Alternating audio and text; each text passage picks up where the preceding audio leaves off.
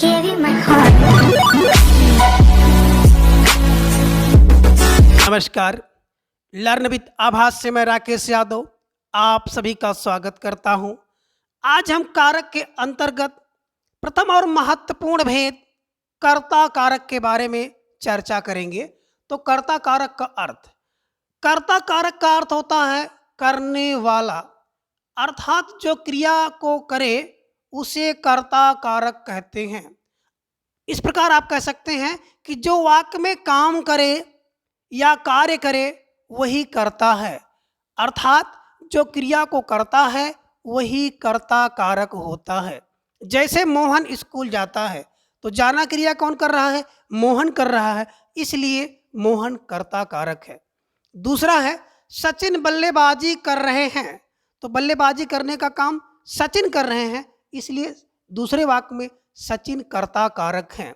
और तीसरा है शीला ने नृत्य किया, तो नृत्य करने का काम शीला ने किया, इसलिए शीला जो है कर्ता कारक हैं।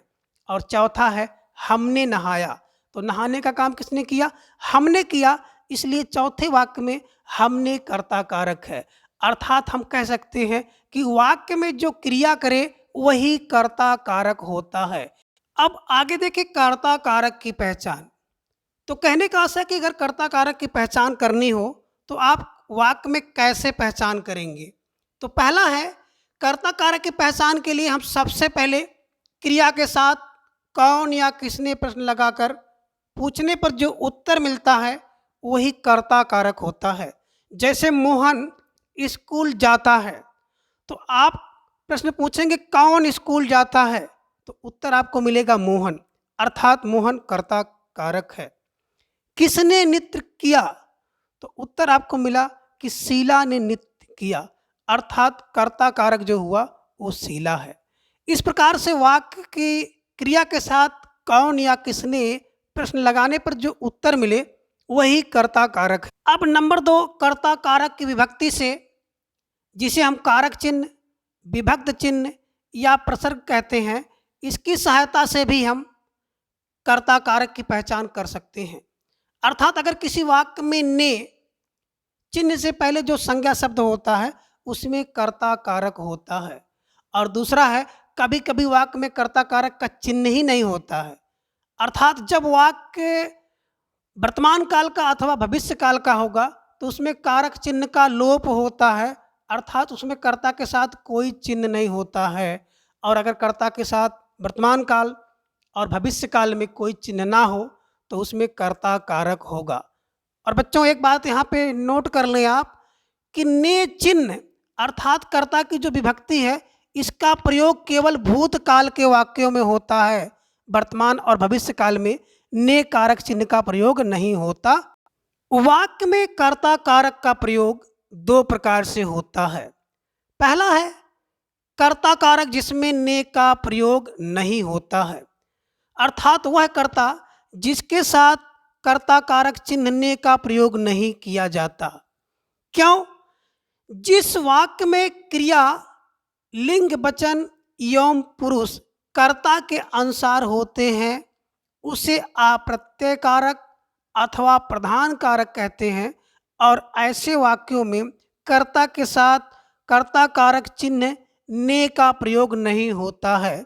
जैसे मोहन अमरूद खाता है, अर्थात जो कर्ता है यहाँ पे कौन कौन अमरूद खाता है, तो उत्तर आपको मिला कि मोहन अमरूद खाता है।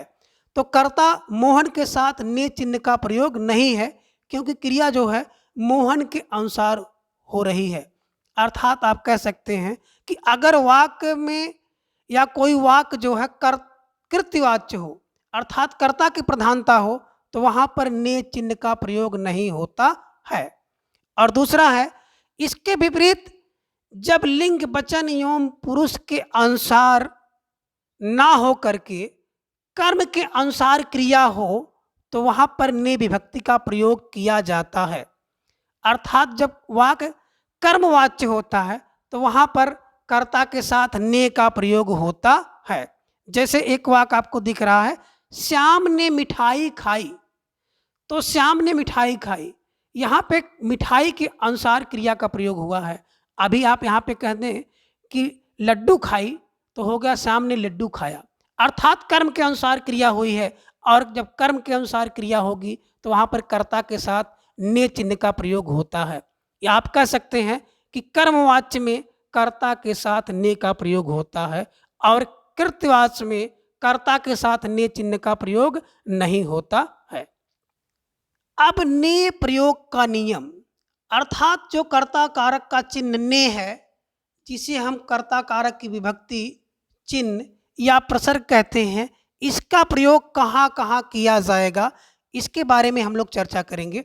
तो जो कर्ता कारक चिन्ह ने है, इसका प्रयोग जो है 5 स्थानों पर किया जाता है। नियम नंबर 1 है कि ने विभक्ति का प्रयोग केवल भूतकाल के सकर्मक वाक्यों में होता है, केवल अपूर्ण भूतकाल को छोड़कर।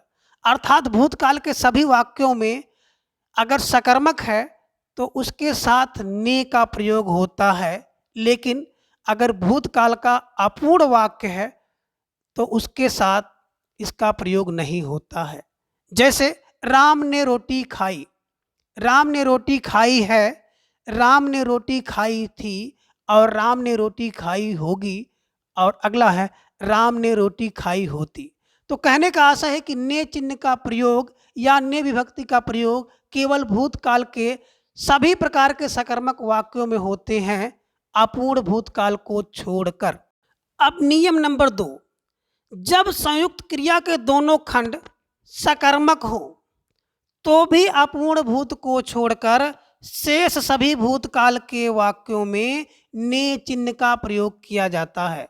अर्थात जब संयुक्त क्रिया के दोनों सार्थक खंड सकर्मक हो तो भी अपूर्ण भूत को छोड़कर शेष भूतकाल के सभी वाक्यों में ने चिन्ह का प्रयोग होता है। जैसे श्याम ने उत्तर कह दिया, किशोर ने खा लिया, और हमने पढ़ा लिया है। तीसरा नियम है नहाना, छींकना, थूकना, खांसना आदि अकर्मक क्रिया के साथ भी ने का प्रयोग होता है। अर्थात कहने का आशय है नहाना, छींकना, थूकना और खांसना ये क्रियाएं जो अकर्मक क्रिया होती हैं, फिर भी अपवाद के कारण इनके साथ कर्ता के साथ ने का प्रयोग किया जाता है या विसर्ग ने विभक्ति का प्रयोग किया जाता है। जैसे उसने थूका, राम ने छींका, उसने खांसा और हमने नहाया। उपयुक्त वाक्यों में आपने देखा कि थूका, छींका, खांसा और नहाया था, इस कारण से इनके कर्ता के साथ ने चिन्ह का प्रयोग किया गया है। और नियम नंबर 4, जब अकर्मक क्रिया सकर्मक बन जाए तो उसके साथ भी ने का प्रयोग किया जाता है।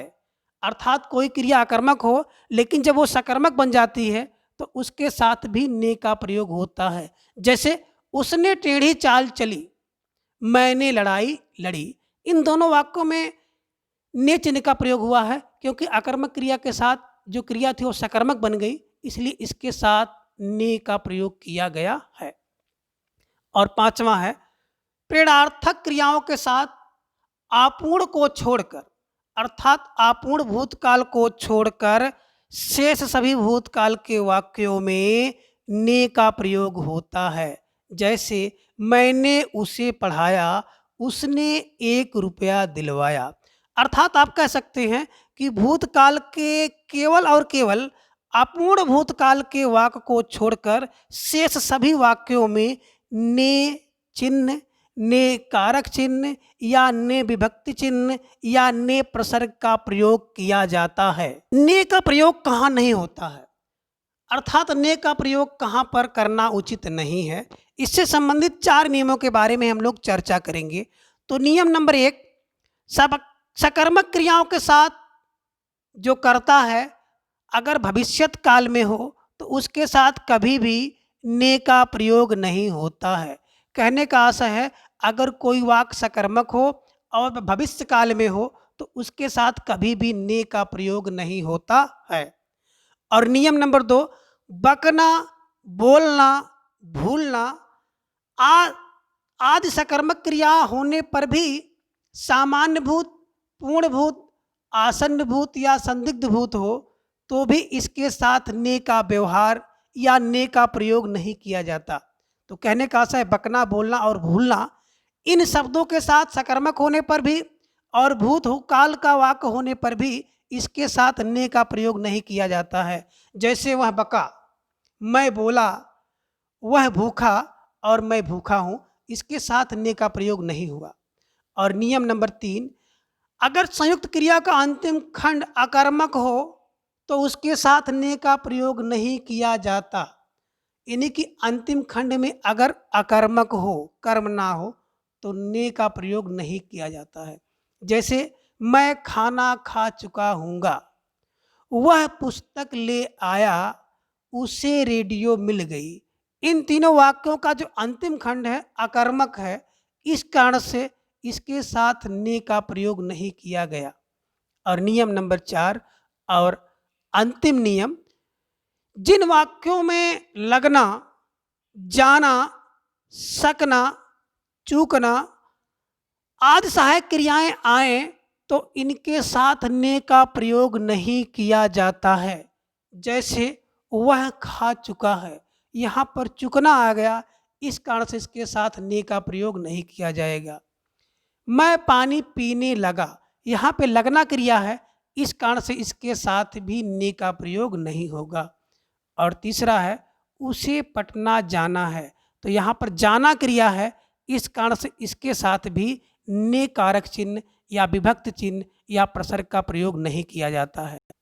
तो बच्चों आज की क्लास में बस इतना। शेष कारक में अगले किसी कारक को लेकर हम आप लोगों के समक्ष उपस्थित होंगे। अगर आपको वीडियो अच्छी लगे तो लाइक, शेयर और कमेंट जरूर करें। Thanks for watching.